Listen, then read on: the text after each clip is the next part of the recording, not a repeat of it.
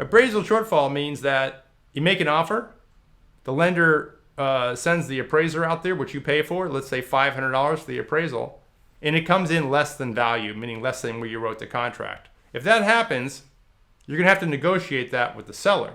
The seller might say, no, I'm not negotiating it. Either close the deal at the contract price, or I cancel the contract, which they can do. Or you can negotiate with the seller and meet the seller between the appraised value and the contract price. But the question is, do you have the money? Next on that in a minute.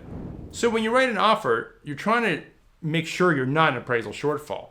And the reason is because if you are, you're wasting a lot of time and money on an appraisal and possibly an inspection. Because by the time you get to the appraisal, you've already spent $500 on the inspection, $500 on the appraisal, you're $1,000 into the deal. If it doesn't appraise out and the seller won't lower the price to meet the appraisal, you might lose that transaction unless you make a deal with the seller. The question is, do you have the money to bridge the gap? So my recommendation to buyers is that talk to your buyer's agent. Identify where you think the appraisal might come in. If you think you're writing an offer for $500,000, you think you got appraisal risk down to $480,000, you might be $20,000 short. Do you have the $20,000 to put in? Now, if you're asking me whether it's worth closing a transaction when there's an appraisal shortfall, I'll tell you, yeah, it is, because you love the house. Maybe it has some wonderful appointments.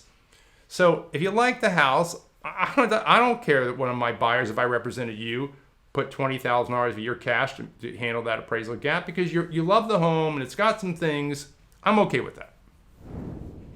Now, there's another strategy out there about these appraisals. Some buyer's agents intentionally make sellers offers where they know the house is not going to appraise. Why do they do it? Because they're thinking that they'll just throw a number out there, put the house under contract, get the appraisal back, and go, look, seller, let's negotiate. We made you an offer for $600,000. The appraisal came in at $550,000. Sell me the home at $550,000. Some sellers will do that. Why? Because they think appraisal is value. Now, I don't think that. I think value is where a buyer will write an offer on a property I have listed. So I'm a little different that way. I'll walk you probably, but it's of course up to my seller.